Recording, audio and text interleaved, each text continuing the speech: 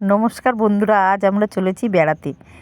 কিন্তু আমি বলবো না যে কোথায় যাচ্ছি, আপনারা সম্পূর্ণ ভিডিওটা দেখে বলবেন যে আমি কোথায় এসেছি। আমরা মেন জায়গায় ঢুকে পড়েছি। ঢুকেই প্রথমে আমরা টিকিট কাউন্টারে গেছি। টিকিট কাউন্টারে টিকিট কেটেই চলে গেলাম মেন গেট পেরিয়ে। তারপরেই টিকিট ভাই আমাদের টিকিটটা চেক করে নিয়ে এলো। আমরা এবারে যে যেদিকে পারলাম চলে গেলাম।